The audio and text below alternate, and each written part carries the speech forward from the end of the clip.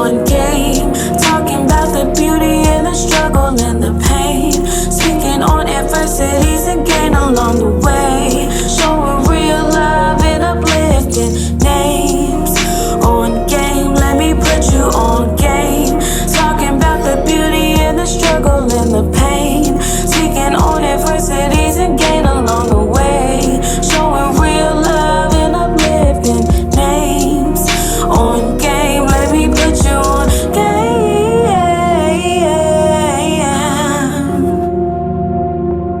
Let me put you on game.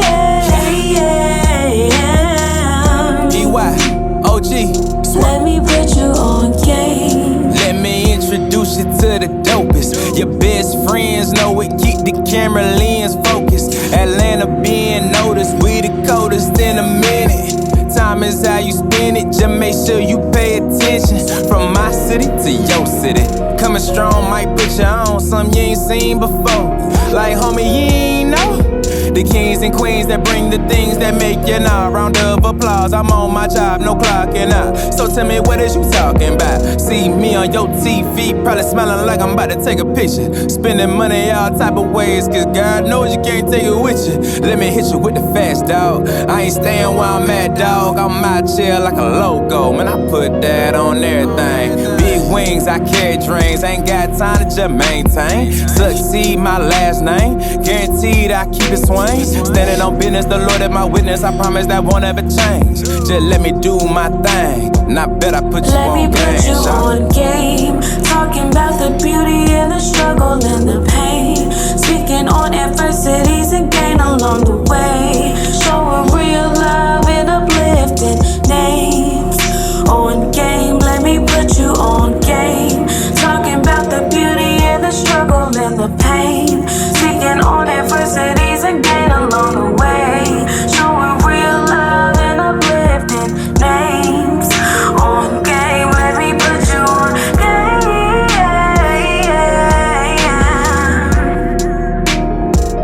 Let me put you on game.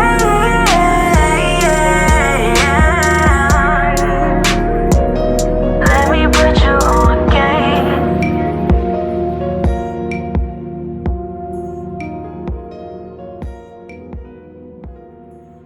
How you doing, man? We're back with another episode of Put You On Game.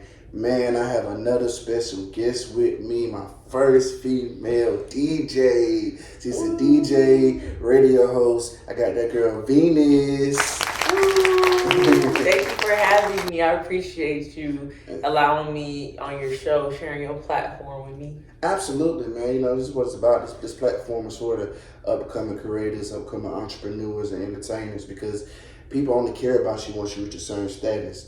And there's people out here, man, who are making moves, who are doing things, making positive impact on the community that ain't being shown. Mm-hmm. So it's like, for me, it's like, that's what this platform stands for. It's like, I want to give those people a platform. Mm-hmm. And so I focus on those people, because those are the real heroes out here. That's people ain't really checking for. You know what I'm saying?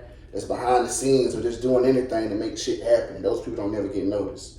So I was like, let me create a platform. I saw it wasn't, I don't want to say it wasn't a platform out there that was doing that, but I didn't see any, mm-hmm. or I didn't see any that was doing that.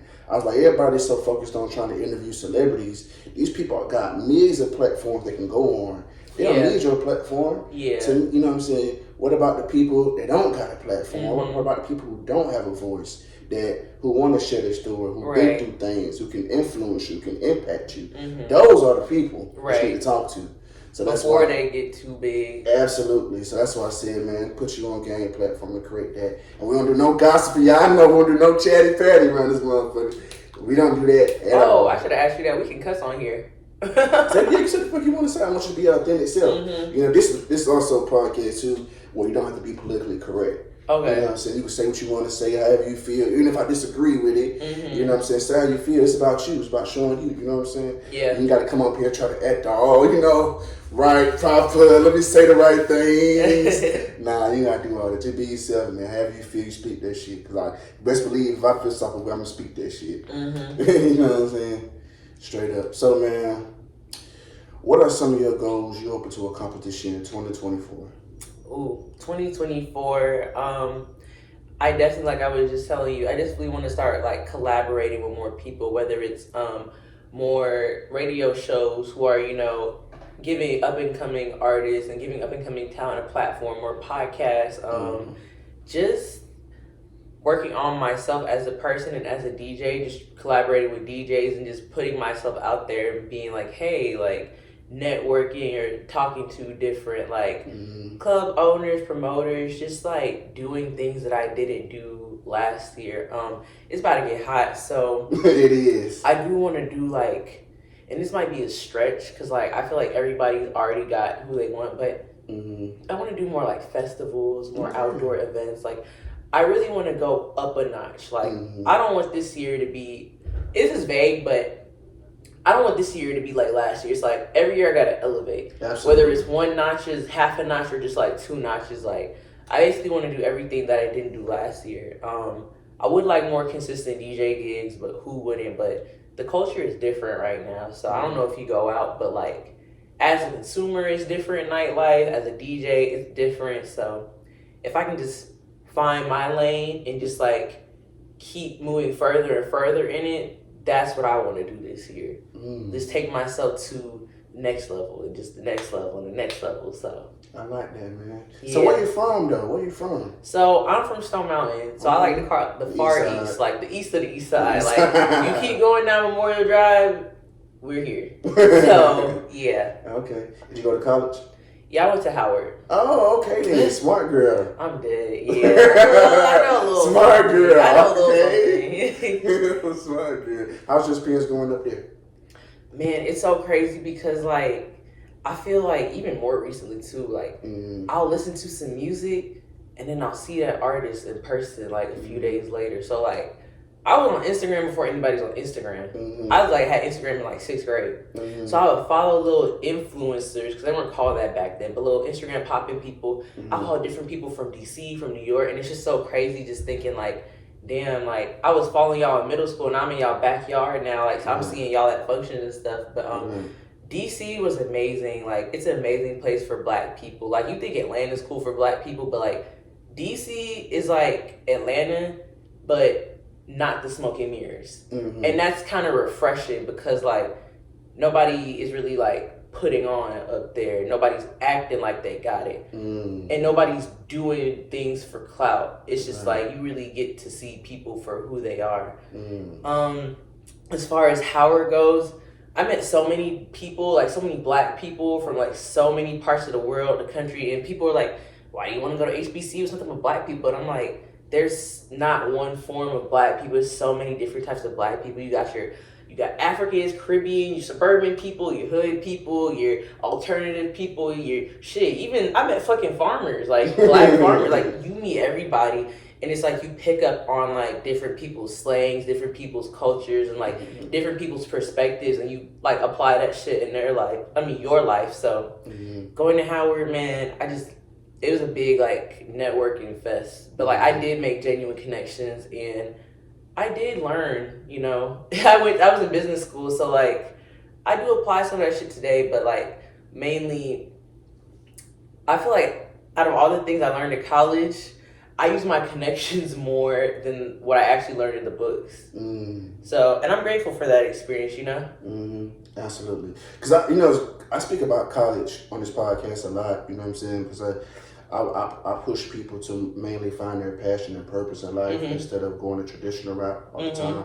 Because that may not always be for you. Yeah. A lot of us feel forced to, or feel like everybody else around us is doing that, so we should do the same thing. So I speak on that a lot, man. But I also realize in the midst of that, there are a lot of pros to going to college, and that's networking. So many pros. That's networking, just being exposed to shit. And like, even if you go to school, like, say, like, I'm from Stone Mountain. Even if I went to Georgia State, that's still people coming around the world, and I'm in the city on my own. Like, my parents not holding my hands. Like, you'll get that experience in college. Like, you get to experiment, whatever that looks like for you. You know what I'm saying? You get to do things and fall in your face, and even though your parents might be like a couple miles away, like they not that immediate, so it's a learning experience in like the social sense too.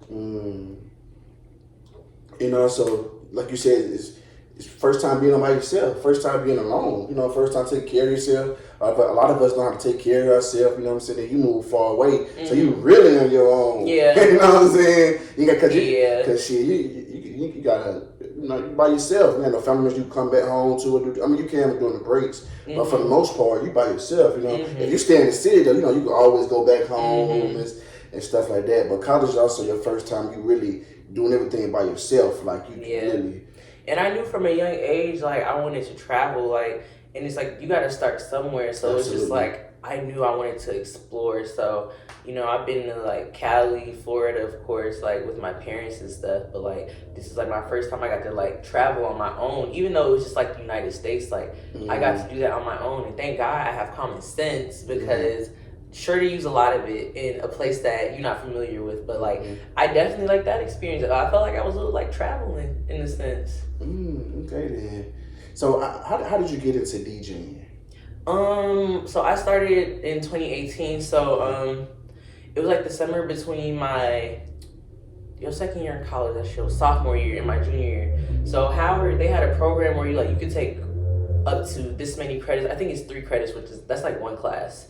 So, or maybe like it could be 2 classes, but you take like 3 credits for free, and all you have to do is pay for housing. So I'm just like, hell yeah, like I'm gonna do it. So I used my refund from that summer class, and I was like, fuck it, like I got the money to be who I want to be, or I have the money now in the tools to be who middle school me wanted to be. So I looked at like different controllers. I didn't do too much research either, but it kind of worked out in my favor. I looked at, it's not a thrift store, what's it called, like a consignment shop, a pawn shop. So I just so happened to see a controller I like. That's the little DJ board. I seen a board that I wanted at this like pawn shop, and I bought it with my refund along with some J's. And yeah, I just bought it.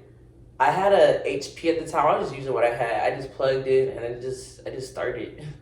So like, when did your love for music first take place? Like you said, you started DJing in 2018. So it was like, what part like made you want to DJ? Or that's something like you just always wanted to do? So when I was younger, like in middle school, that's where my like taste in music started to form. Like of course I was listening when I was younger. I was listening to what my mom listened to, which is like Sade, Earth, Wind and Fire. What's that song? The Art of Noise. But I really always like music. I played guitar a little bit growing up. I played piano, and I'm trying to like reteach myself. That's just a matter of like making time for shit. But yeah, I always like different DJs, like European DJs or like Diplo and A-Track and just stuff like that. And then I was like, I know I want to make music, and that's one of the goals too. But I was like, I don't know how to play no instruments. But as soon as I started DJing I was like, yo, computer, low-key an instrument. So that's true. Now, even though you're DJ, you're not creating nothing new. You're manipulating sounds. Right. I'm like, dang, like, if I could DJ, why don't you just take it up a notch and actually create the sounds? So that's what I'm kind of working on now, like, producing and, like, making beats and stuff. And that shit is different. Like, that shit is... I can't even explain it, but it's different. I don't know how people pick up on this shit so fast, but like I said, like, that's a matter of making time, like finding the time for real, just keep doing it, just being consistent. But yeah, I've always liked music. It's like, I've always liked learning new languages too. I'm really good at picking up languages. I'm really good at picking up instruments. So music is just like another language to me, if that makes sense. Yeah, nah, it makes a lot of sense. So like when it comes to DJing, right? Like how do you know what records to play, or like how do you do your playlist? First of all, you always got to stay relevant, and whether that's relevant in like what's popping right now or what's relevant to your crowd. And there are songs that are like always gonna be relevant, like even like some old school songs. But it still depends on the crowd, cause like I haven't really played for no young niggas, like young niggas. Like I play for people. I'm 26. I play for people, and it's like I'm 26, but y'all knowing Michael Jackson, y'all knowing, we can't really, I'm not really playing I haven't had an opportunity to even play his music since it's happened, but we playing Bad Boy, like, and niggas is still like, you know, niggas my age is still lit. Like, I can play a little oldies and stay relevant, but it really depends on the crowd, the event, and just like reading body language and just like seeing what's going on. Like I kind of stopped preparing.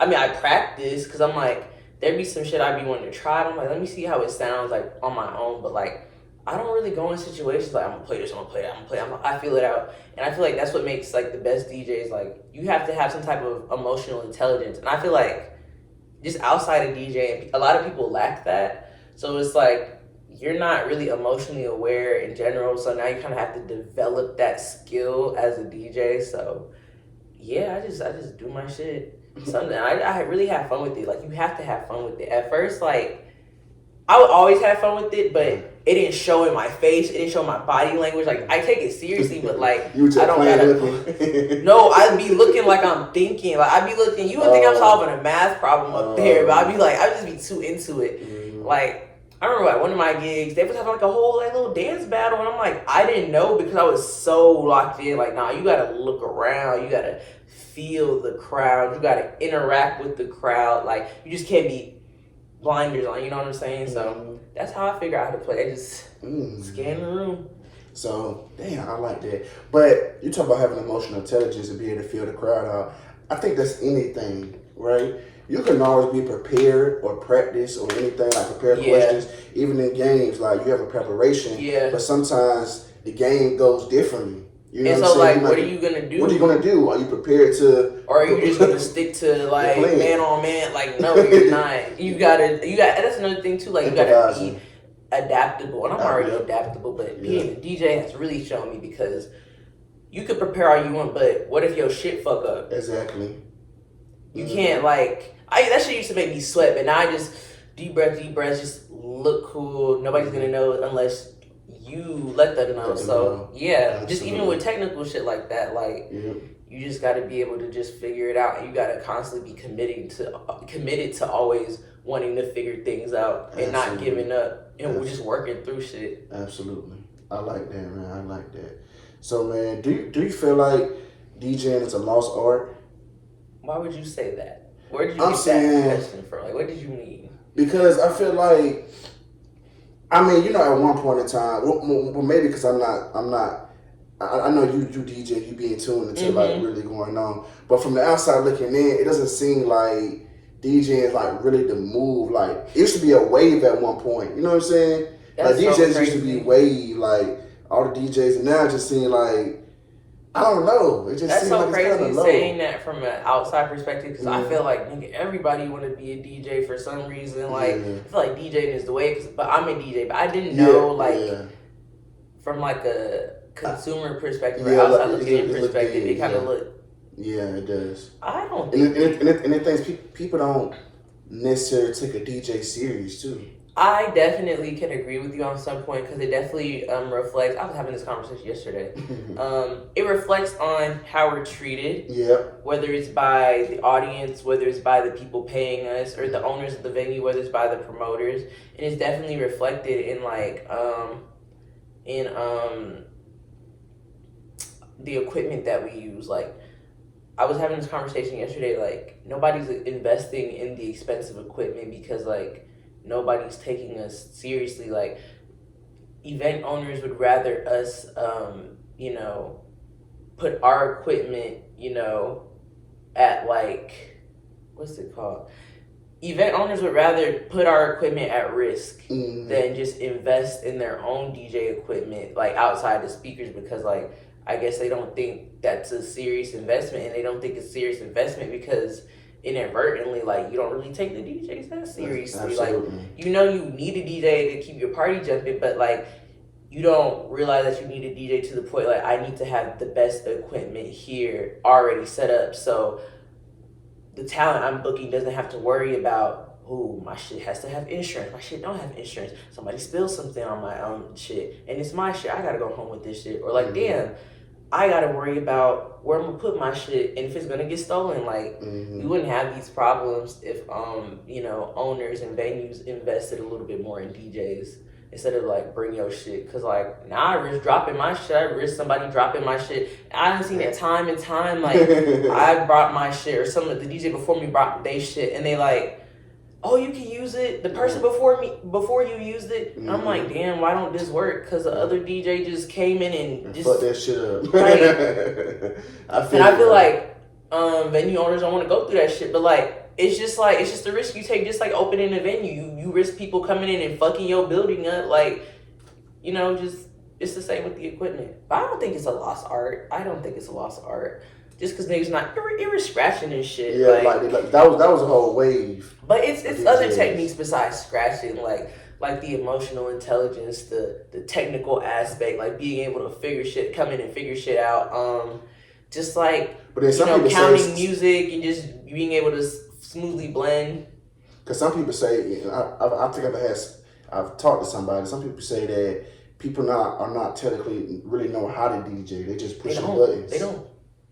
They don't. I'm gonna be real, but like, you know, if that shit sound good, then shit do you. Like, I'm not doing that shit. Look, I'm not just pressing pause and play. I'm manipulating so many things. I'm listening to shit that y'all can't hear. It's like 12 tabs open and my body is moving, like doing 3 things at a time. But if you want to just push buttons and that works for you and that works for whoever's booking you, they don't give a fuck. Yeah, you know what I'm saying? If you get paid, I hope you're getting paid. Because that's another thing too. But that was my next question. Like when it came to you pricing, like I know when you first, for me, for instance, right?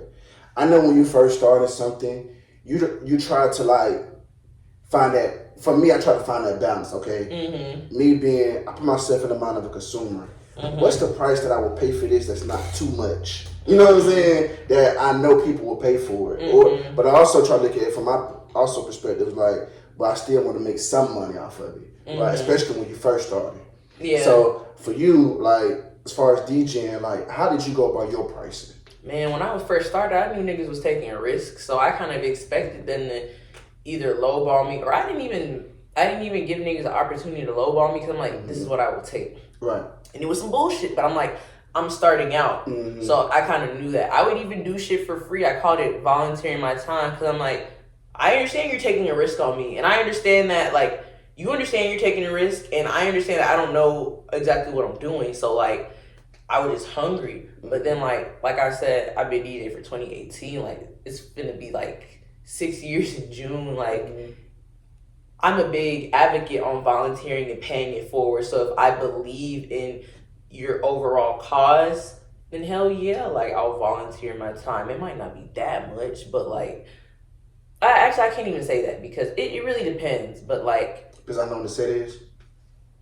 Yeah, but if it's like... It can be a long set, but it can be some slight work. Like, I know I'm not finna be, like, in front of a rowdy crowd or shit. Like, niggas might not even pull up. And it's like, you know, shit, I'm gonna just get my reps in front of whoever does pull up. But, like, I have to really believe in your cause and, like, believe in, like, the vision of, like, what you're trying to do. So that's my version of giving back. But, like, right now, like, other than that, and I have to choose that, you know what I'm saying? Like, don't just be like, hey, I want you to DJ. But, like, if you're not upfront about whether you have a budget or if there's a volunteer opportunity, I'm going to think you don't take me seriously. I think you're trying to play me. Like, if you're not trying to pay somebody, you got to let them know that up front, because at the end of the day, my price is my price. So let me make that decision. You know what I'm saying? Even if you don't necessarily have a budget for me, and, like, you're like, hey, I only got this much. Tell me so I can make the decision, you know? But yeah, my price is my price, for real. I've been blessed to get opportunities that, like, you know, made sense and aligned with my price, or was, like, a little bit above it. But other than that, like, yeah, I got my price is my price. And if I choose to volunteer, then yeah. I like that for sure. So, as a female DJ, man, do you feel like it's hard? Do you feel like you have to compete extra hard to compete with the male DJs, or do you feel like people do not take you more serious?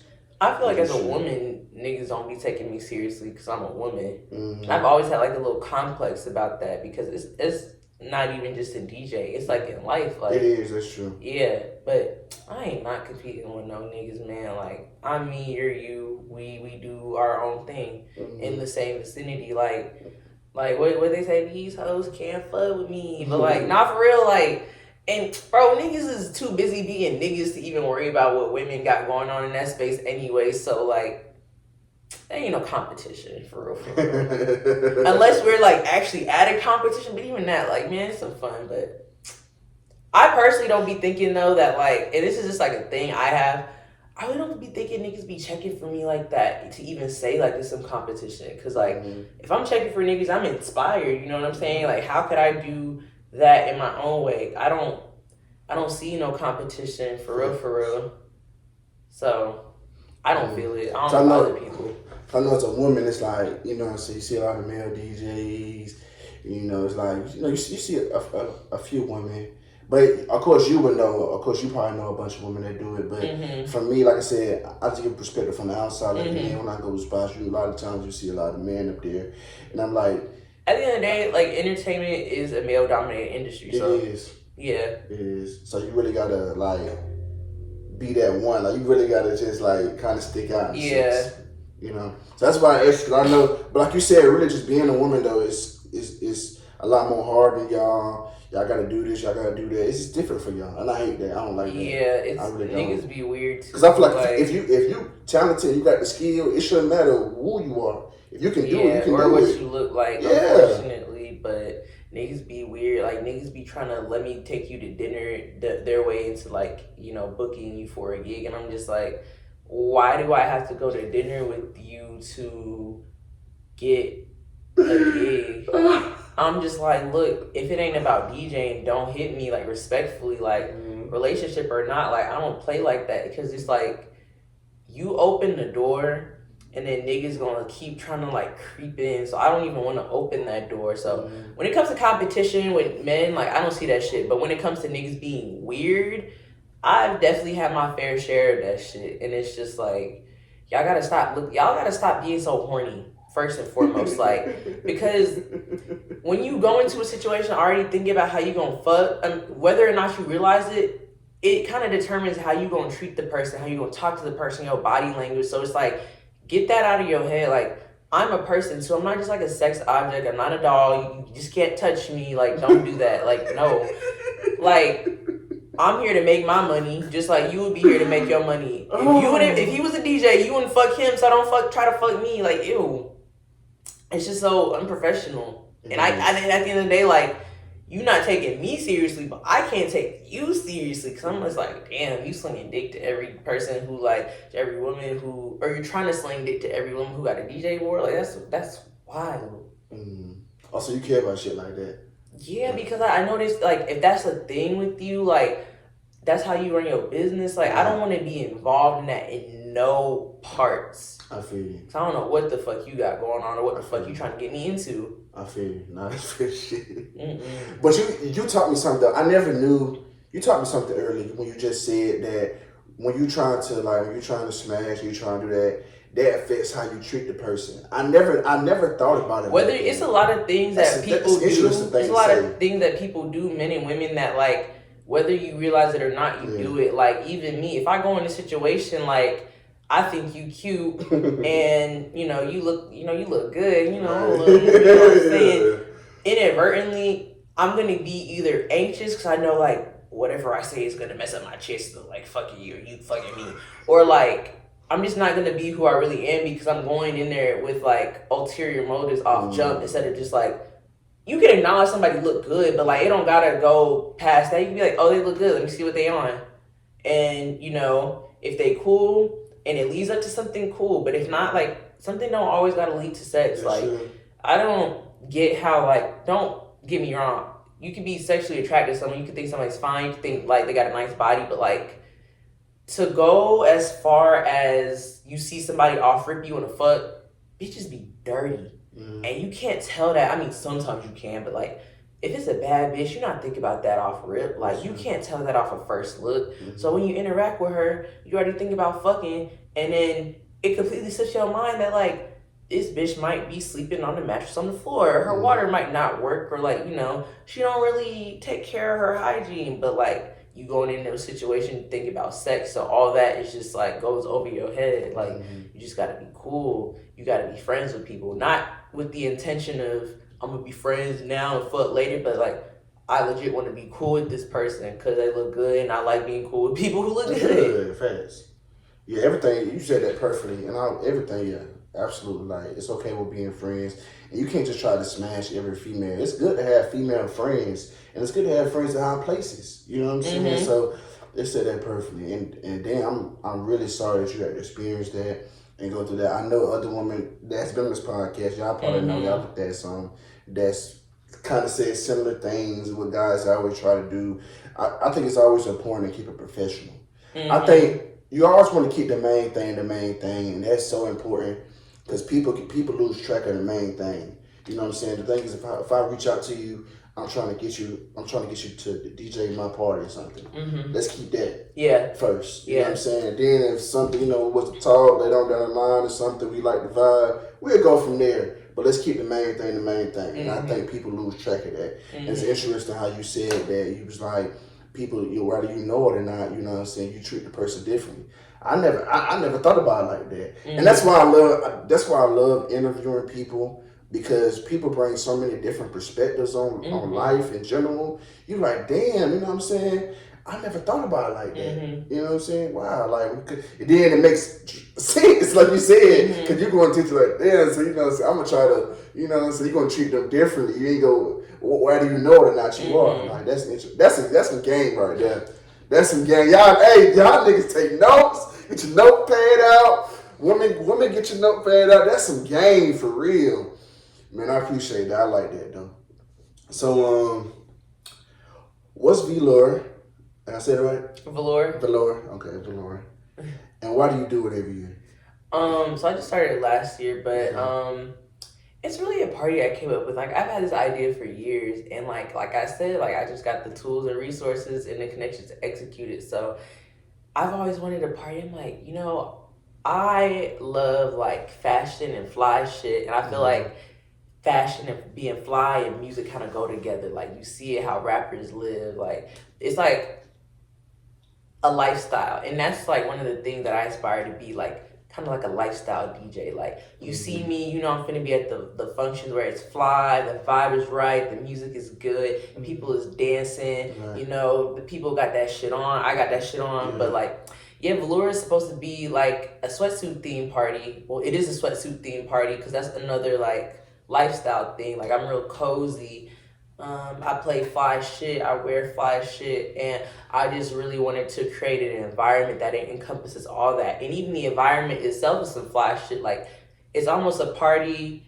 It's like a manifestation because, like, you're wearing your sweatsuits, you're cozy, you're in like a penthouse setting, like, or a nice apartment setting. So, and you're sipping your champagne. So it's like, if I can be here for a party, you know what I'm saying? Like, I know how this feels. I know how it feels to be in my cozy clothes, sipping champagne in a luxury environment. So if I can be here for a party, I can just do that, for me. Like, I'm already in that setting for a party. I could be in this setting again, on some like, this is my life type shit. So I just wanted to encompass like everything that, I stand for in like a party when it comes to like fashion and music. And also, like, I kind of wanted to get rid of the idea that you can still look good and be fly without, like, you don't gotta wear no tight dress, you don't gotta wear no uncomfortable shoes, you don't gotta be like makeup beat down, like, and as a man, like, you don't gotta wear like no crazy like designer and go like all out, you know what I'm saying? But you can still be stepping in like in some cozy shit and still be fly and still have a good time, And that's what velour is about. It's not just a party, it's a lifestyle. It's not just a party, it's a lifestyle. It's a lifestyle. Okay then, I like that. So what have been some of your biggest challenges you faced so far?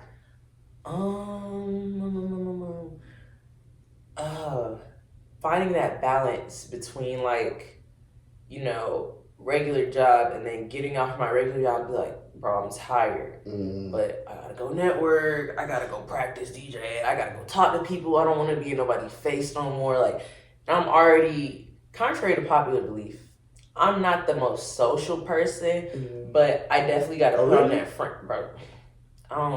I be chilling. I be in my own zone. Like, I went to the strip club last night, and then like I was just chilling. I was smoking my hookah, just throwing my little money, you know, just vibing. And my friend was like, "You're just chilling in here." I'm like, "Yeah, bro, like it ain't nothing." But like, I just got to work on like talking to people that, you know, everybody's a stranger, but like you recognize certain people. You recognize if like I gotta go talk to them because this is what they can do for me, and this is what I can do for them.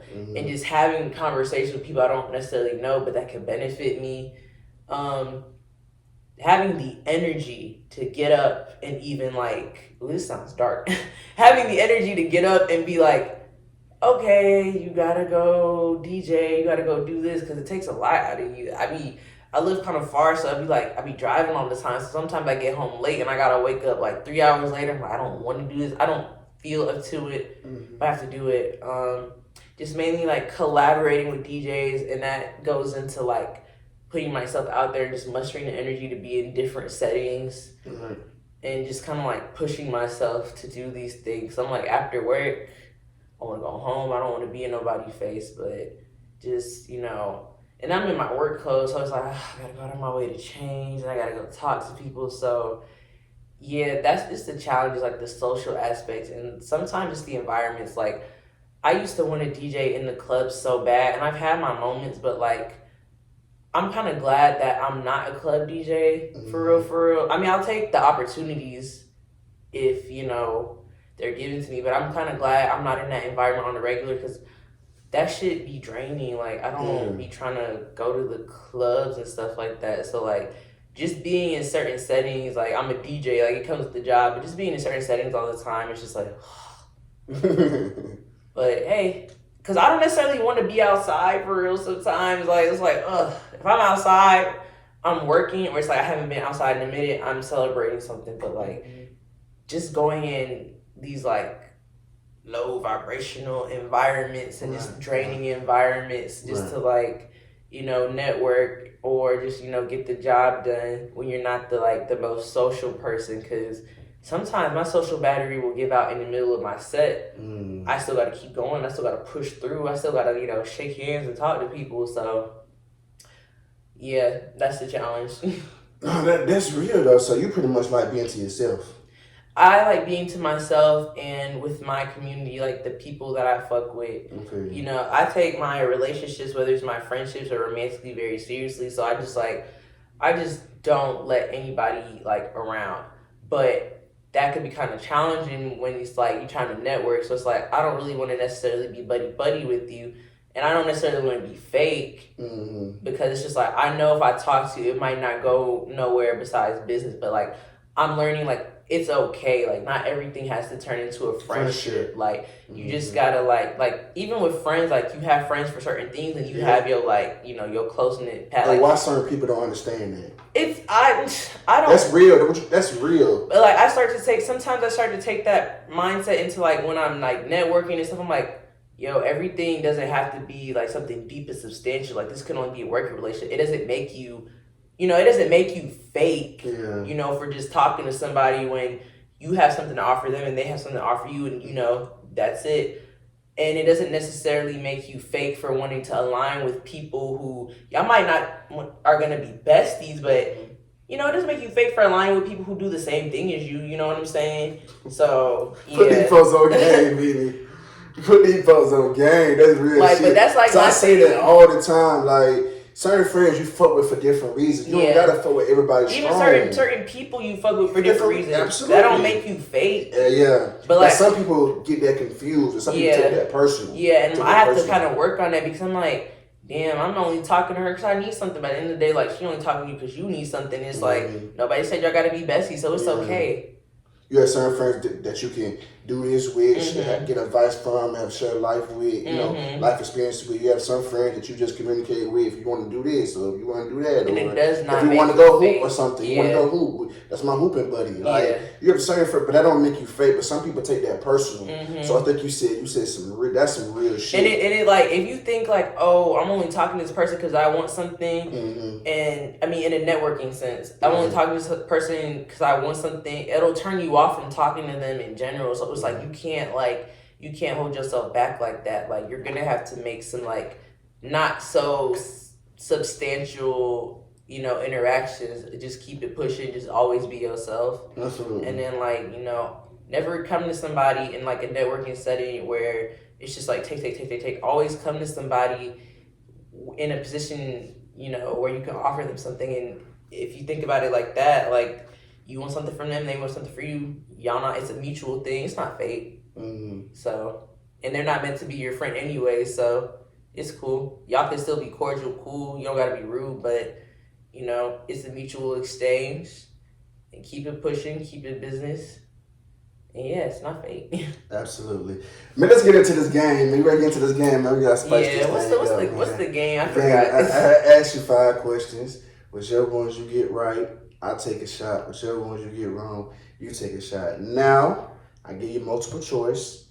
And plus, I keep the game on black essence, where black people dominate the most, whether it's entertainment, movies, music, sports, fashion, those type of things. Well, you know what we show out at for the most part. That's us. You know, I keep it on that, give you multiple choice, and that's how we gonna do it, man.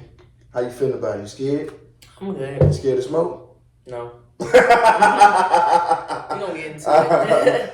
I like that, man. I like that. First choice.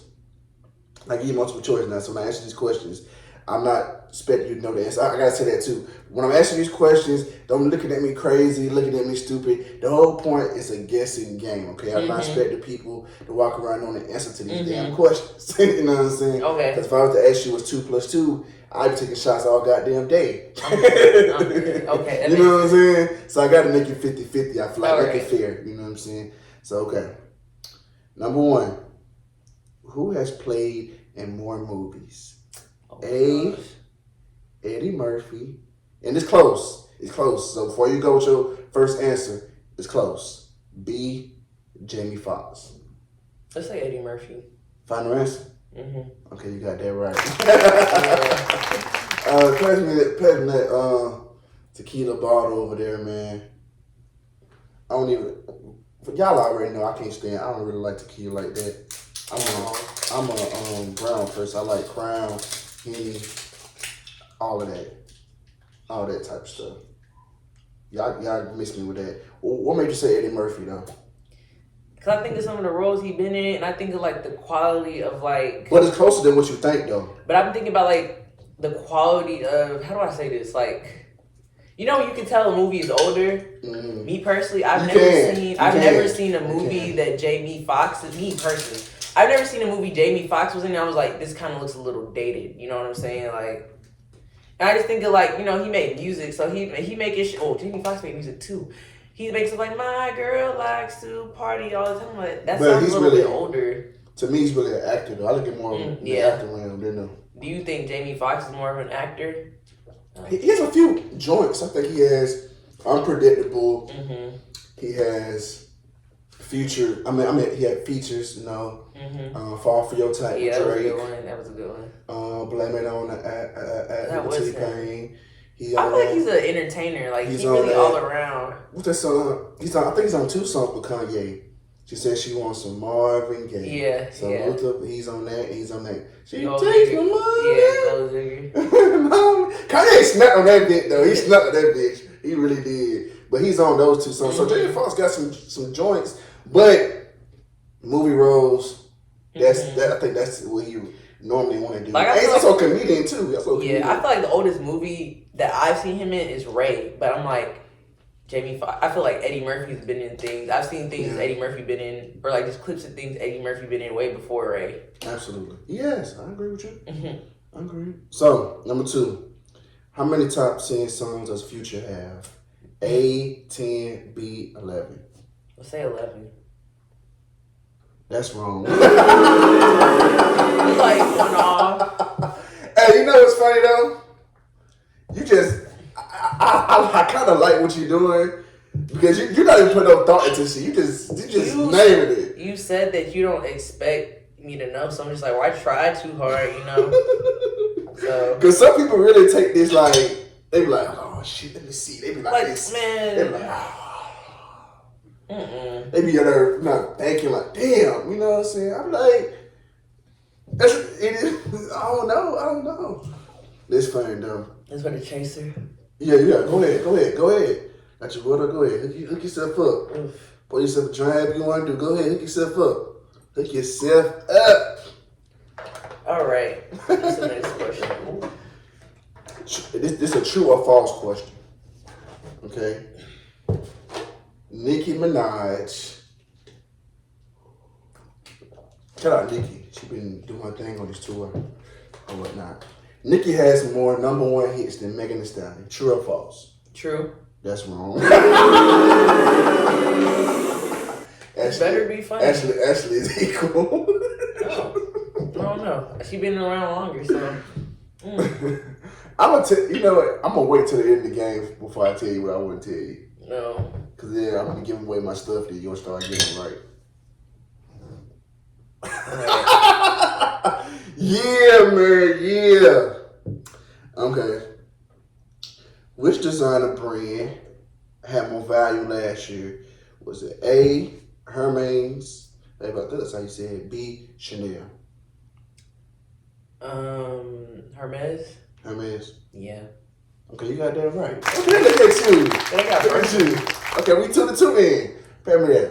Mm-hmm. So this for the winner right here. This for the winner. Oh, this tiebreaker. This tiebreaker. Okay, we 2-2. I like that. I'll take that. It's 2-2. What made you say that? Hermes got Birkins. They been had Birkins for a long time. You know them things cost like a house. You say it costs a house. For real. Mm-hmm. Chanel bags is like, they appreciate in value too, but it's just like 4 Birkins versus 4 Chanels, and shit. Birkin been making shit since like for a minute. Like, I don't know. Like, Hermes is definitely gonna have more value. Let me ask you something. When it comes to designer clothes and stuff like that, are you a big designer person? I like designers, but I don't gotta like have that shit on. Because a lot of times, people will just buy stuff because they like the clothes, because it's designer. People won't buy it because they actually like the brand. You know what I'm saying? No, I gotta like the clothes. Like, you can have some shit that say Chanel, but like, I think a lot of Chanel shit personally is like ugly. Like, the size of the bag. Like, Chanel, you gotta think about like why that shit was created. Like, Chanel is for like old white women. Like, I'm not trying to look like that. But like, the purses are cute, but other than that, yeah. Okay. Number 5. Which movie had a bigger box office draw? Was it the first Bad Boys? They finna come out again. Or was it Rush Hour? The first Rush Hour. Ooh. Is it Rush Hour? Yeah, I said the first Rush Hour. That's your final answer? Yeah. Okay, you got that right. Hey. Okay, you got that right. Okay, what made you say Rush Hour? Jackie Chan. You got that international appeal, bro. Like, damn. You know how like when hip hop artists be doing like features with, like with a white person, like or a non-black person, like it's gonna draw so much more attention from like different crowds. So I won. Yes, man. I'm a winner. This might go winner. You got me. Hey, you got me. Hey, go put on. Okay, you got me. Have you ever lost before? Yeah. Oh, I ain't never told you. Oh, I guess I cut some of my speech short. I've been beat 5-0 one time. Shout out Tammy. Damn. She beat me. She got all 5 on my. Only person to me. I was happy until I got to her ass. I'm dead. But until there, I've been beat 4-1 5 or 6 times. I've been beat 3-2 a few times too. So I've been beat.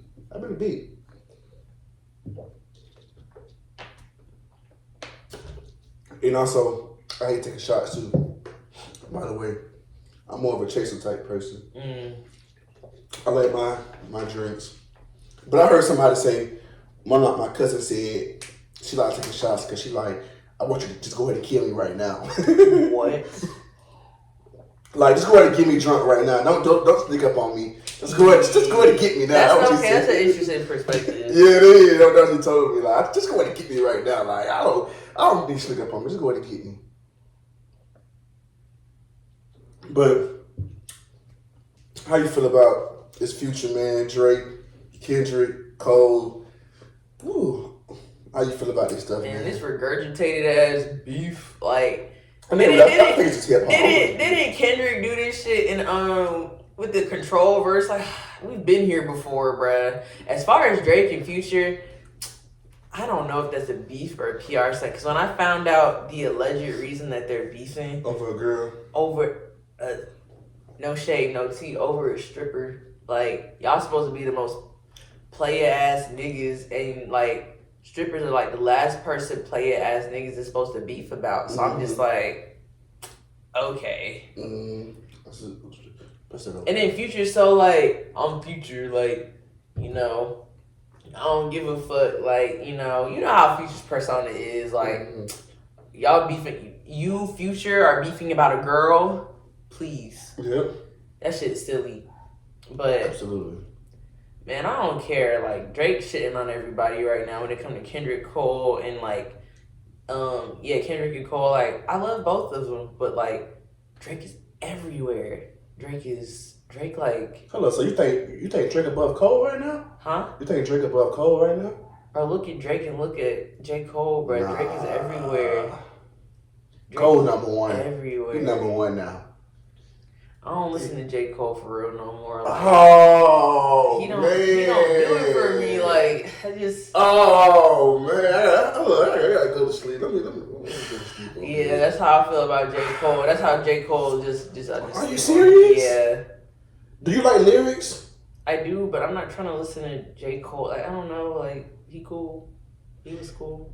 Are you a lyric person or are you a vibe person? I'm both, but it's just like... Yeah, if you're a lyric person, there's no way in the world you cannot like J. Cole. I think Drake is like at the top of the top right now. Like, J. Cole is good. J. Cole is actually like great, but like, I don't know. Like, I am not a Drake fan. Drake running shit right now. Let's just be honest. Numbers wise. Yeah, he running shit. Numbers wise, that's because Drake has reached that point. He's reached that point. Cole is like OG. All these niggas are like OGs now, right? But it's just like Drake is running shit. Who's J. Cole's artist? What you mean? Oh, it's up under him? Yeah, I think G is up under him.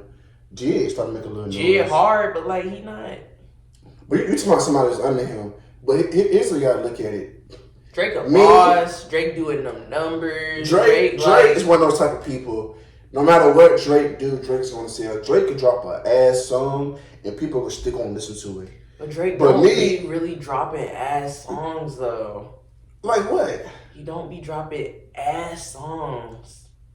For My Dogs that album was ass. That album was not. How many times did you listen to it? 2 or 3 times. That album was not. It wasn't Drake his best work. Drake is not that but it guy wasn't anymore, that man. As far as music, Drake is not. Drake, and I always tell people this too, like from So Far Gone. I was hungry Drake, bro. I will admit he was in a different bag. Nothing was the same. That stretch. That was. You couldn't tell me shit about Drake. That was a different bag. You couldn't tell me shit about Drake. That was my favorite era. He was number one. That was my favorite. He was that number one from So Far Gone. That nigga had that hungry immigrant in me, Nothing bro. was the same. He was that guy. On after that, I feel like he started trying to get too commercial. I feel like he went away from what people started loving to begin with. I feel like he stopped being as authentic as he was between those projects. I like Drake because like he showed love to like he's very like relevant. Like he be like Jumbotron shit popping, like even like just having a collab with Yeet, like you're very and like Yachty being and Jack Harlow being like some of your like mentors and shit, like you're very like tapped in. And if you're like tapped in, you know what the youth is listening to, you know what's new. You might, but like you never really gonna like fold for real because like you always know what type of music to make. Mm-hmm. And like, I don't not like J. Cole. Like, I remember it was that point in time where niggas was making these jokes about J. Cole versus Young Thug. I like both of them, but like, I'm more likely to listen to like Drake's music because like he's just so much more relevant, and like that kind of resonates with me because, you know, I'm a DJ. I'm always trying to stay relevant too, and I'm like, I don't know if I get that from Cole. I see your perspective. Like, okay. Cole is not a bad artist. Okay. Kendrick Lamar does a good job at staying relevant too. Like his beat selections, his features, like the shit that he be talking about. Like, I just, yeah. So you don't think Cole has been murdering shit the last 2 years? Oh, I haven't been tapped in the Cole. I've been too distracted with Drake. Oh, maybe you have. Cole like, killed Drake on his own song. You say he killed Drake on his own song. You talking about first person? Yes. Maybe he ate him alive. Maybe Drake was doing him this a favor. Man said, maybe Drake was doing Cole a favor. Shoot, no. This is why Kendrick got mad. First of all, number one. Let me start with Drake first before I get into Kendrick's point of view. You let a person get on your song. I don't care. I'm competitive. I don't know if you competitive. I'm a very competitive person. But, yeah. You don't let a person get on your song and tell you, yeah, we the big three, but later I feel like Muhammad Ali. To me, that's disrespectful. Because I'm saying, yeah, nigga, we good, but I'm better than all you niggas on your song. That's disrespectful, man. And he ate you. You supposed to get his ass. You were supposed to get him, Drake, bro. like, okay, that was cute. Nah, you were supposed to get him. I can't let no nigga. I'm sorry. I can't let no nigga get me like that. I'm sorry. No, I feel that. Nigga say I feel like Muhammad Ali. Man, Drake, like, I got bigger fish to fry. You know, I got Air Drake. I know when you heard that shit, Drake, you should have said, no, I gotta get this nigga. You know what I'm saying? Because Cole came in with the mentality, I'm finna kill you. That's Cole's mentality. Because he had been on the street of killing features lately. So he came in with, I'm finna kill you. Kendrick perspective, I knew it was just a matter of time for Kendrick to respond. Because I said, what artist does J. Cole have? Like, you don't have Dream Go. I'm sorry. Dream Go. Yeah, what I'm saying, Jid is the most popular one from like... R. Lennox. I forgot about R. Lennox. But, let me... Man, I like the rap girl beef. I'm not even gonna lie. Like, that shit entertaining. With Nicki and Meg and all that Actually, no. I take that back. I kind of like the beef in theory, but when I think about it, that shit kind of like corny. Yeah. Like when Nicki is beefing with somebody, it give me like I'm the older person at the workplace and I'm hating on the young bitches instead of being like, let me put you on game and let me like embrace you. You know what I'm saying? Like that shit burnt. I love you, Nicki, but that shit burnt. For me, let me start with the Kendrick. Kendrick shot his shot. Kendrick has been shooting at Drake for a very long time, as you said. Everybody has. Kanye been shooting at Drake. Control. I just feel like if you have, I'm just saying, like if you have that much influence, everybody in the rap game trying to assassinate you, you must be somebody important. Kendrick Lamar's a different type of. You must be somebody important. I'm just saying. Kanye's from a different era. Everybody. Kendrick Lamar is. I don't know. Is like right here looking at Drake, like we right here pretty much. Yeah. You know what I'm saying? I feel like Drake and Kendrick are. Yeah, you're right here. So you should. This man been coming to you for a very long time. Came at you in Cypher. Didn't they get their start around the same time too? Yeah. Kendrick started popping. Drake was popping before Kendrick. Drake started popping like an 09. But low key they came up at the same time. They kind of yeah. So because Drake dropped like Take Care in 2012, and Kendrick dropped the Good Kid, Mad City 2012 too. I feel like like you said, Drake and Kendrick kind of right there. So if he come at you, you gotta show this nigga what's up. Yeah, I will say that about Drake. Drake, why you ain't saying nothing? Yeah, you gotta respond. Yeah. What's Drake doing? They say he's. Hey, Venus, he don't want that smoke. Man, Drake, come on, you gotta make shit interesting. You don't want that smoke, Venus. Even if you don't mean it, come on, bro. Come on. That's a different boy over there. Fuck the future shit, bro. Because future is future, but see, that's over a bitch. Fuck that shit. No, here's the thing that I always tell people when it comes to beef. Start shooting. When niggas beef, and when niggas beef, even when females beef, right?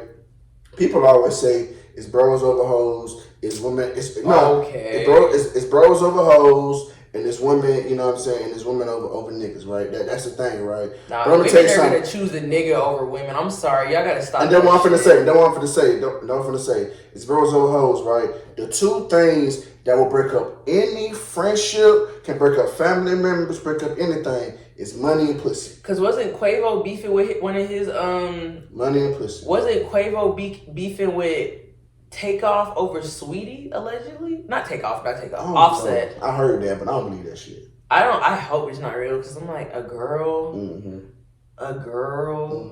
That shit weird. But that's too. Y'all supposed to be niggas. Man, I'm tell you something. Actually, no. Actually, that's kind of wild though. That's kind of wild because they were in a whole relationship and we blood. That's insane. Niggas do not play about their girl. Niggas do not play about money. I'm sorry. Them are the two things that can break up a friendship, break up you being cool with your family members. I've seen this shit for many times. Like, I've seen it so many times. On my perspective, I'm like, so okay, say Quavo is dating somebody, right? As your cousin, your uncle, why would you want to fuck with my old work? That's the thing I can't believe. I'm like, that's nasty. That is true. That's why I'm like, there's no way they could be beefing about Saweetie because you're trying to fuck with my old work and my family member. That's gross. That's true. So that's why I always, that's why I always say, people say, can you believe they beefing? Yes, because them are two things You're a nigga though, so you might be able to see it from that. Yeah, because them are two, I've seen it, Venus. I've seen it so many times. People I knew, people I don't know, but I know people will beef. People will not fuck with you when it comes to their girl, when it comes to that money. If you owe them money, you mess with a girl, niggas will cut you off. Niggas will fight. Niggas will go to war about those two things. I've seen it so many times. Regardless how niggas say, I can be friends with you for 30 years. When it comes to this girl, rightfully so though. It's over. Rightfully so.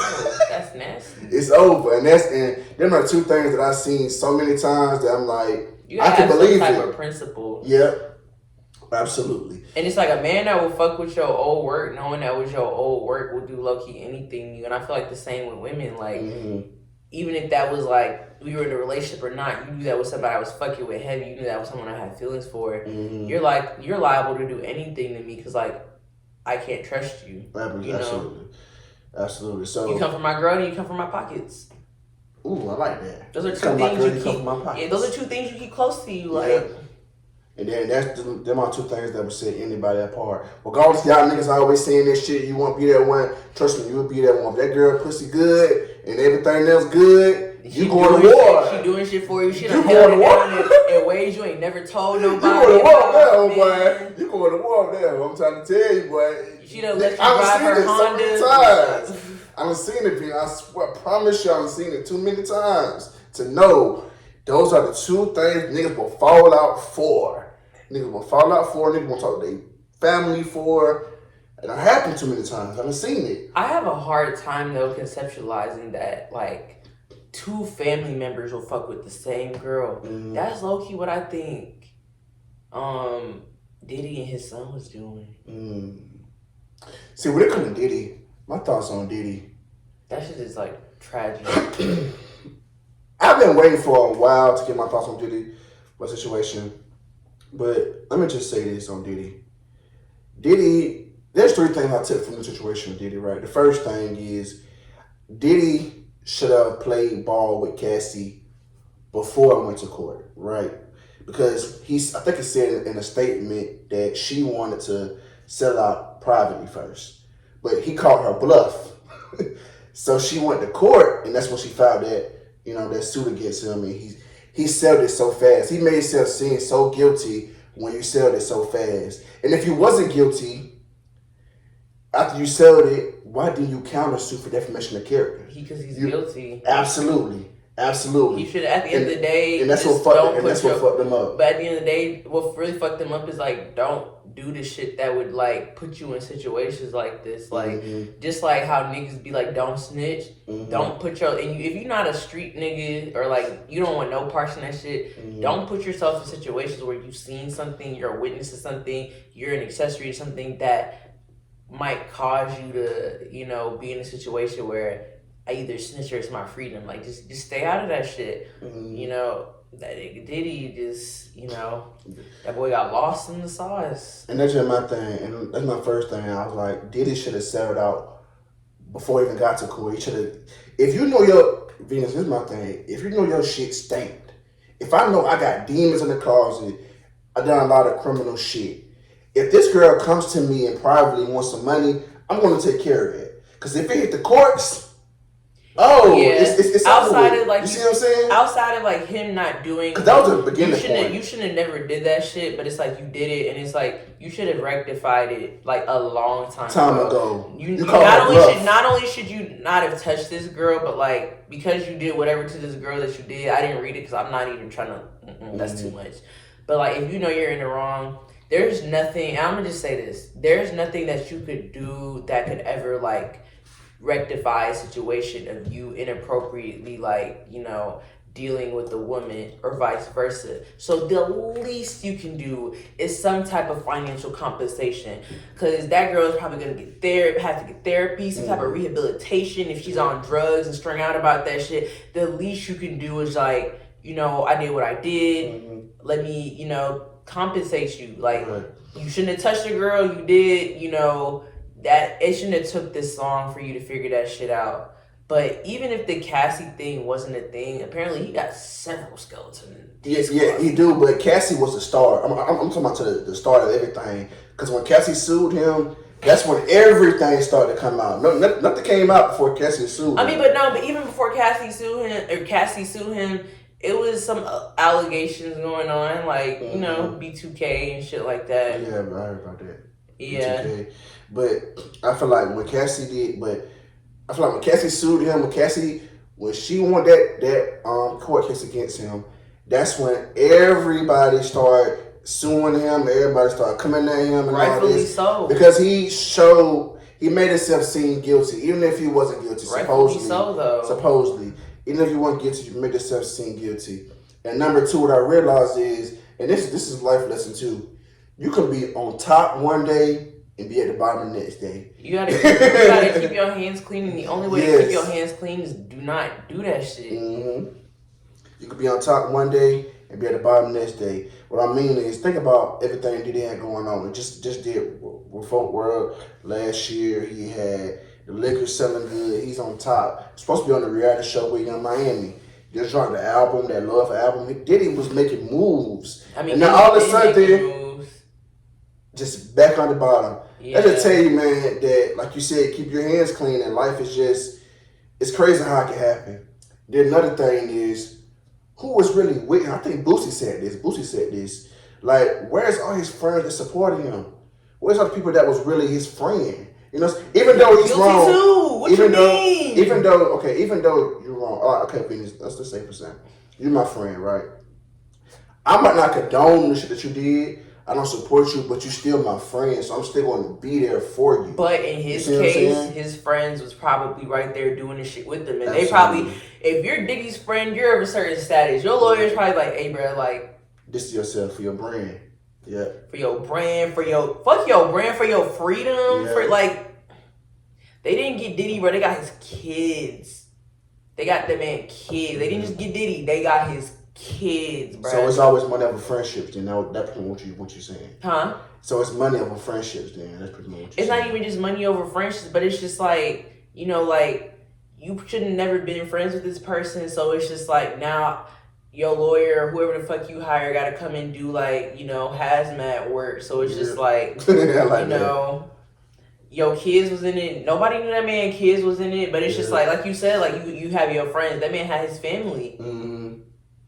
And it's like, just as easily as his support system, his literal blood went with him. Mm-hmm. God only knows, like, what his friends had to do with that shit. You know what I'm saying? Mm-hmm. So, niggas was probably trying to buy time. I seen that he was coming for Jay-Z. I don't know how true that is, but only time will tell. That's true. So let's get back into that, man. I wish the best for that situation with Diddy, man. I hope everything, all the victims get what they looking for. Everybody gets peace and happiness. Diddy finna have so much fun in jail. Yeah, Diddy's finna go to jail, man. Like I said, man, I feel like Diddy messed up. I feel like Diddy messed up with the cash situation. He should have settled that a lot faster than he did. He should have settled that in private. I feel like everything, you can't outrun your past. Your past always come back to hunt you. Don't touch always women. come back to hunt Don't you. try to do no fast shit, bro. Yeah. When you feel like you on top of the world, that shit can come down and bring your ass down, my nigga. Come back and bring your ass down. So always be humble and always understand that this shit ain't promise. That's what this Diddy situation taught me, that this shit ain't promise. 1 minute you could be here, next minute you could be boom, down there, in a snap of a finger. Literally. Don't touch women, y'all, please. So leave this woman alone, man. Oh, don't touch don't touch men either, cause you know Diddy was on some shit, bruh. Diddy was on some shit. Yeah, I don't know about that. I don't know about it either. I'm just turning my head to that. I don't know about that. On some shit, bruh. Keep your hands, feet, and other foreign objects to yourself. Okay. If you can go back in time, though, what would you tell your past self? Man, if I can go back in time, I would start telling myself in high school, like, you have freedom right now, and granted you're not an adult, so it's like not the same freedom you're gonna have as an adult, but when it comes to time, you have so much time right now. Go make those connections now. Go put yourself in certain doors right now. Go outside now, like within reason, because I was never the type in high school to be like, I'm 21 when I'm 16, like, no. But like, you know, stop holding yourself back. You know, like, you don't have to necessarily pop your shit, but like, do what you feel a little bit more, and just, you know, build on that. Just keep doing what you feel. Just trust yourself, you know, because I feel like I was like in rooms with certain people and just knew certain people off of high school, and like, you know, I was driving, I was going to Atlanta, I was tapped into different things. And I was like, what if I just build on that? Like, a lot of the reason I do things now is like, because I started something when I was younger, I didn't keep going. So I'm like, what if, right now, I'm just like, what if I did something that I wanted to do and I stayed consistent with it, instead of just doing something and like, you know, letting it fall off. So just, if I could go back in time, just that idea that you have, like, you gotta go with your gut and trust it and just keep going with that idea. I like that. So why did you start your own radio show?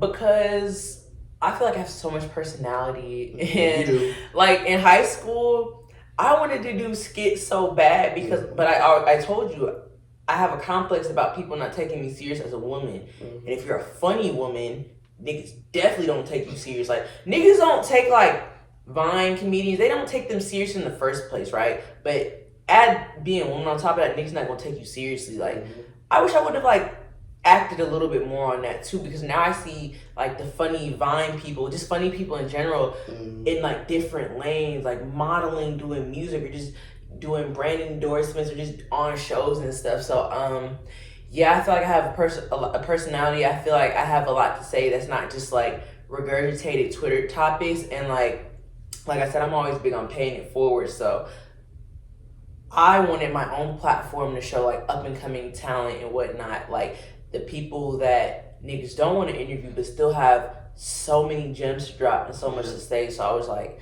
you know, I have personality, I like to talk, I like music, boom, radio show. Damn, so our platform pretty much consists of pretty much the same thing. Yeah, but yeah, same thing, but mine has music. So yeah, music, of course. I think it would be so cool too. Like, that's another goal to just like, it might not happen this year, but I would really love to get picked up by a platform, or like I would love to take my shit to like a radio, whether it's digital or like in the car. But like it gets tricky when you involve music, because you can upload your shit to Spotify, Apple Music. I can't, because I have music, you know, copywriting shit, and it's like the process of doing that is so different. It's been done, but like that's a lot of my time that like I don't know if I want to spend when I can just be like audio on YouTube. I mean, visual on YouTube, audio on SoundCloud, and the audio consists of the conversation we're having plus the music, like an actual radio show. It's so much easier to do that than try to like configure with Spotify or Apple Music and risk being like copyrighted. So yeah, absolutely, man. So what's been some of your ups and downs when it comes to your show? Scheduling. Because I gotta coordinate with my camera. Yeah, gotta coordinate with my cameraman. I gotta coordinate with my life, and I gotta coordinate with their life too.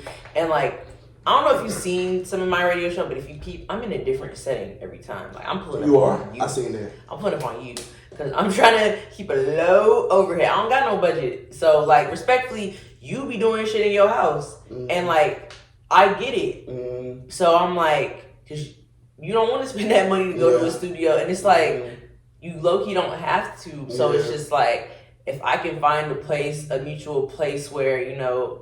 Niggas can meet, whether it's the guest house or like you live in an apartment, we shoot in your what's that shit called? Your little community room, or like man, my last video we shot in the motherfucking gym of somebody's apartment. Like you know, I'm trying to just get it anywhere I can without spending spending the least money as possible, and that's a struggle too. Cause I'm like, I could just rent out this pure space, but that might set me back a little bit, you know, like it might hurt. And I think I will get to that point one day, but that's like a last resort. But I know so many people are so flexible and they understand what I'm doing and like they understand like, hey, like I was new at something too. So that's been the biggest challenge is, you know, finding time, finding a location.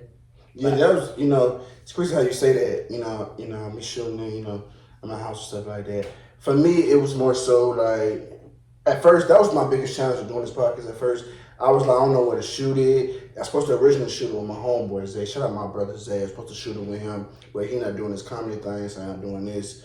Long story to that. But when it came to doing this podcast stuff, that's what I turned out like, where I'm going to shoot it. I'm going to shoot at home. I'm like, okay, I'm like, fuck it. You know what I'm saying? You got to start from somewhere. We all got to start from somewhere. Yeah. So I'm like, shit, I'm going to shoot it here.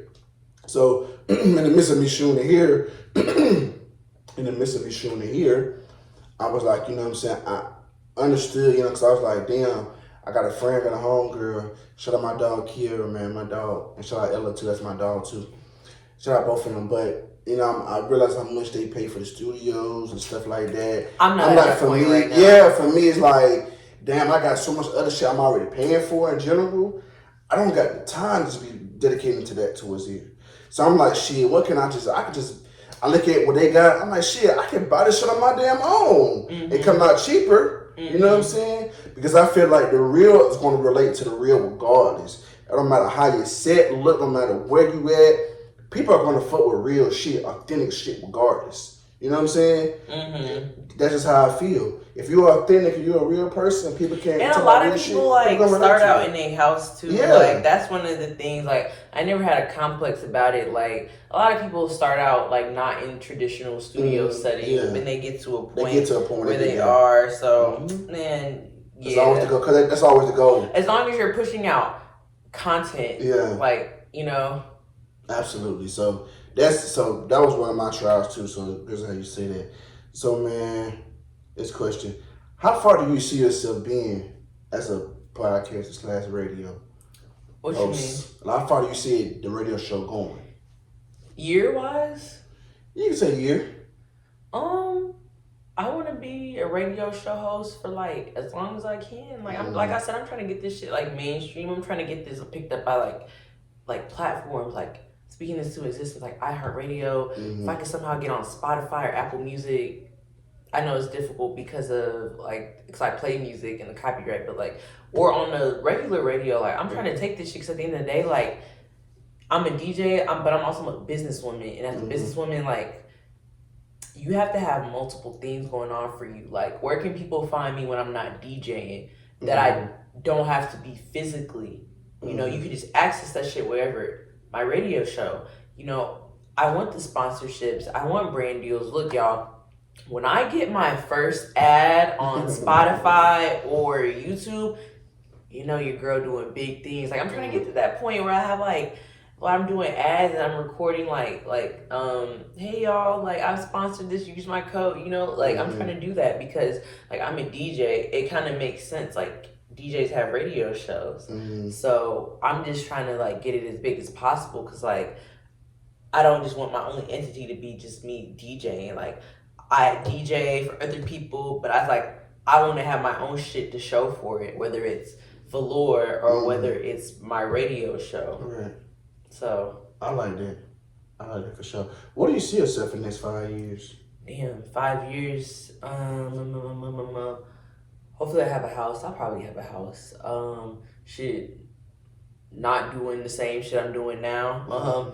Just bigger. But if we're trying to get specific, definitely further into the music production aspects because like I said, like I gotta have something to show for. I just don't want to be a DJ. Like when I get pregnant or trying to start a family, I'm not trying to. Who trying to DJ pregnant, bro? Who trying to be in the lounges, smoky, it's drunk niggas around. You gotta worry about your well being. You gotta worry about your equipment's well being. Who's trying to do that like pregnant? So I want to do something that like residual income. I make a beat, I get it placed. I definitely want to get more into. I've never really said this out loud, but I definitely want to get more into artist management. I do work with a few artists right now. I definitely want to get more into that. So we're getting exclusive here, y'all. Yeah, y'all are. I want to get more into artist management, and I just want to be more up on business. I have a few business ideas, and I told myself I'm gonna execute one of them within the next 5 years. So yeah, I'm just trying to do more of like have that more residual income and just still DJ, but do more things outside of DJ. Like do more things for me. I like that. So what's something you haven't done you still hoping to accomplish? Rolling Loud. I want to do a big festival. Like I've done like little mini festivals, but I want to do like a big festival or like I would love to like. I don't want to be somebody's official DJ, but like if you want to recruit me to go on tour, like hell yeah, I'll do that. But I don't want to. But that goes into having your own shit. Cause I just don't want to be like so-and-so's official DJ and have to base my life off of you. You know what I'm saying? So I do want to go on tour at least once. Dang. So, okay, well, quick hitters. Favorite thing to do? Favorite thing to do? Sleep. No, I'm kidding. I love shopping. I love traveling. I love like engaging in new cultures, whether that's like, socially or just like trying new cultures, foods. I love learning different languages and I love trying to like find new recipes too. That shit fire. Or you can like cook something for yourself instead of going to the restaurant because them Parmesan crusted lamb chops, when I first seen them shits from Longhorn, I was like, I could probably make this and it probably tastes a little bit better. But yeah, I just love doing new things. I love being active. Love just, the weather is so nice. I love being like outside, like literally outdoors. So yeah. Dream car. I want it to be electric. Like, I don't know, like some electric big body, like an electric truck. That would be hard. Not necessarily Tesla, but like, I don't know, shit, an electric track hawk. I don't know. It's like, hello, damn. That's interesting. People always say, I'm low-key a nerd, so yeah. Lamborghini. I've heard a Bugatti. I've heard no little a Maybach. Oh yeah, you are. How tall are you? 5'8". Yeah. You make me feel so small. I feel like a little nigga like this. Yeah, I just want the electric technologically advanced version of like the Fiest car. So, but I need it to be big, like I like an electric Cullinan. That'd go crazy. That's true. Dream vacation. I want to go to Bora Bora real bad. Bora Bora. Where is that? It's like near Hawaii. Damn. See how much it costs? Cause I might be able to go. But my dream vacation, even if I know somebody that went out there. Even if it's not a specific place, I love islands. I love the culture of islands. I love how laid back it is. I love how like community oriented it is. Like I love the food. Like I love it. Damn. That's crazy. Last one. Have you ever ghosted someone or has someone ghosted you? Yeah, that's life. So it goes both ways? Yeah. I just stop responding or like maybe you stop responding. What's your main reason like why you would stop ghosting somebody? You're like weird or like you're just extremely disrespectful. Or it's like you not working with me or like I can't work with you. Like it just is what it is, and it ain't it. Mm-hmm. For sure, man.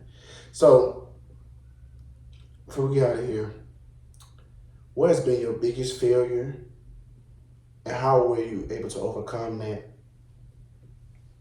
Biggest failure That you feel so far to this day? What's my biggest failure? Biggest failure. I don't know. I like failing some of my college classes, but shit, I graduated. It's just like anything. You don't do good, you figure out why you didn't do good, and you just lock in. You know, you get rid of distractions. You try new things. You try new resources. Like you go all out, and you just do it over again, and like move past it. Right. So what kind of advice can you give the people about life? Like, what kind of advice? People out here going through a hard time or struggling with, you know, like you said, the balance, you working a regular job, then trying to do DJ. Like, what kind of advice can you give to other women out here and young men out here who are trying to doing the same thing currently? I'm trying to like Google the quote right now, but Albert Einstein has this quote that really resonates with me, and it's like, life is like riding a bicycle. To keep your balance, you must keep moving. Like, as hard as it might be to like muster up the energy to get up, to like go to work, or like maybe you have the energy to go to work, but you don't have the energy to do like what you need to do after work, you know, for you, like that'll affect like, you have your 9 to 5, you have your 5 to 9, like the things that affect you and your business or being an entrepreneur or whatever you got going on, your hustle. You just have to keep moving. Like you can't get stagnant. You can't sit still. Like you can't mope and just be like giving up, because like at the end of the day, like life is gonna keep moving. You have to, and it's just like whether or not you like it or not, you're gonna get left behind. And if you get left behind, sometimes you get at the place of no return. So like, you just got to keep moving, and everything is going to work out for the people who work for it. You know what I'm saying? Like, people be like, oh, like I'm 30 and this hasn't happened yet, but like, you're still working towards a goal. So it might not have happened when you wanted it to, but like, it will happen because you're working towards a goal. Unless you stop working towards that goal, unless you just completely stop and just give up, like, things are gonna work out for you, and they might not work out for you in the way you think, and it might be better. And it's so cliche, but like, you just gotta keep doing what you need to do. You can't just like stop and shut it down. I remember I was like in a really bad place a few years ago, and it's like I still had to get up in the morning. I still had to brush my teeth, wash my face, and just find a way to get outside and like find a way to do something for myself, to find a way to contribute to my hustle. You just have to. Even if it's something small, it gets you in a habit. So when the big things come, you could just, move past it, treat people kindly, use the resources you can, so you can, muster up the energy to do what you need to do, whether that's therapy, whether that's leaning on somebody you need to talk to, like whether that's like asking somebody for help. Like, you always have to keep moving. You cannot stop. You could take breaks, but you just cannot stop. You could be kind to people and just keep working towards that goal. Beautifully said. Beautifully. I mean, can't be said better. I have nothing else to add to that, man. I think that was just perfect. Perfect thing to say, man. I appreciate you coming, man. I appreciate you giving me your time. I really appreciate this because I understand. No problem. Always. Now, you can always come back up here. When you want to promote something, whenever you want to do something, you can always come back up here. And that's it, man. But we're definitely going to get out of here, man. I brought you to another episode of Put You On Game.